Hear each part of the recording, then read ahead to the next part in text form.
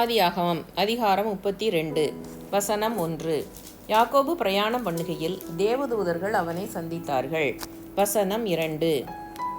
யாக்கோபு அவர்களை கண்டபோது இது தேவனுடைய சேனை என்று சொல்லி அந்த ஸ்தலத்திற்கு மக்னாயீம் என்று பெயரிட்டான். வசனம் 3. பின்பு யாக்கோபு ஏதோம் சீமையாகிய சேயீர் தேசத்தில் இருக்கிற தன் சகோதரனாகிய ஏசாவின் இடத்துக்கு போகும்படி ஆட்களை அழைப்பித்து வசனம் 4.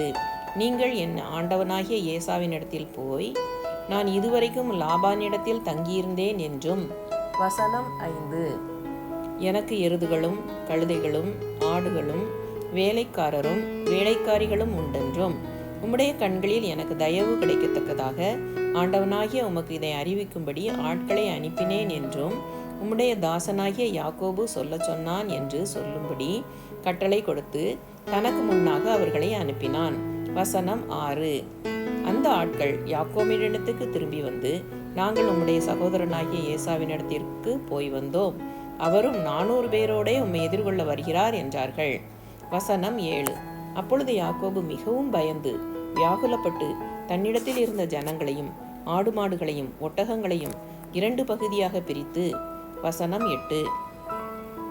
ஏசா ஒரு பகுதியின் மேல் விழுந்து அதை முறியடித்தாலும் மற்ற பகுதி தப்பித்து கொள்ள இடம் உண்டு என்றான். வசனம் 9. பின்பு யாக்கோபு என் தகப்பனாகிய ஆபிரகாமின் தேவனும் என் தகப்பனாகிய ஈசாக்கின் தேவனுமாய் இருக்கிறவரே, உன் தேசத்துக்கும் உன் இனத்தாரிடத்துக்கும் திரும்பி போ, உனக்கு நன்மை செய்வேன் என்று என்னுடனே சொல்லியிருக்கிற கர்த்தாவே. வசனம் 10. அடியேனுக்கு தேவரீர் காண்பித்த எல்லா தயவுக்கும் எல்லா சத்தியத்துக்கும் நான் எவ்வளவேனும் பாத்திரன் அல்ல. நான் கோலும் கையுமாய் இந்த யோர்தானை கடந்து போனேன், இப்பொழுது இவ்விரண்டு பரிவாரங்களையும் உடையவனானேன். வசனம் 11. என் சகோதரனாகிய ஏசாவின் கைக்கு என்னை தப்புவியும், அவன் வந்து என்னையும் பிள்ளைகளையும் தாய்மார்களையும் முறியடிப்பான் என்று அவனுக்கு நான் பயந்திருக்கிறேன். வசனம் 12. தேவரீரோ, நான் உனக்கு மெய்யாகவே நன்மை செய்து உன் சந்ததியை எண்ணி முடியாத கடற்கரை மணலை போல மிகவும் பெருக பண்ணுவேன் என்று சொன்னீரே என்றான். வசனம் 13.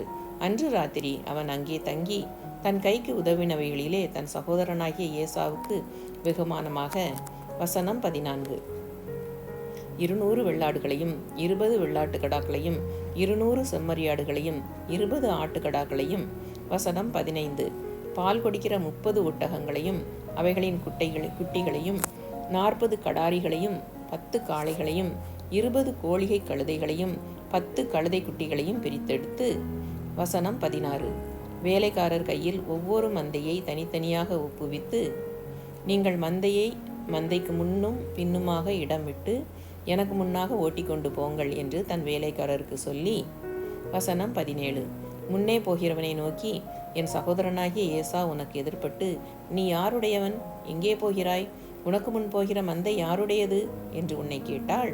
வசனம் 18 நீ இது உமது அடியானாகிய யாக்கோபுடையது, இது என் ஆண்டவனாகிய ஏசாவுக்கு அனுப்பப்படுகிற வெகுமதி, இதோ அவனும் எங்கள் பின்னே வருகிறான் என்று சொல் என்றான். வசனம் 19 2ஆம் 3ஆம் வேலைக்காரனையும் மந்தைகளின் பின்னாலே போகிற அனைவரையும் நோக்கி நீங்களும் ஏசாவை காணும்போது இந்த பிரகாரமாக அவனோடே சொல்லி வசனம் 20 இதோ உமது அடியானாகிய யாக்கோபு எங்கள் பின்னாலே வருகிறான் என்றும் சொல்லுங்கள் என்று கட்டளையிட்டான்.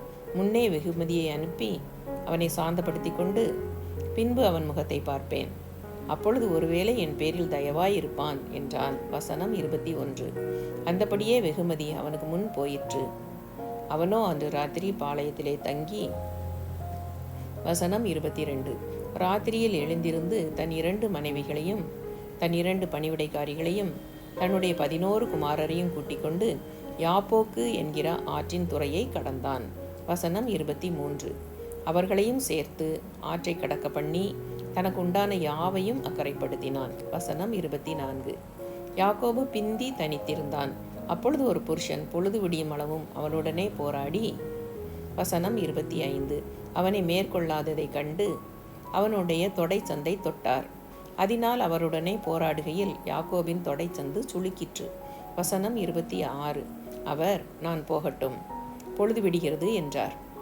அதற்கு அவன் நீர் என்னை ஆசீர்வதித்தாலொழிய உம்மை போகவிடேன் என்றான். வசனம் 27 அவர் உன் பேர் என்ன என்று கேட்டார். யாக்கோபு என்றான்.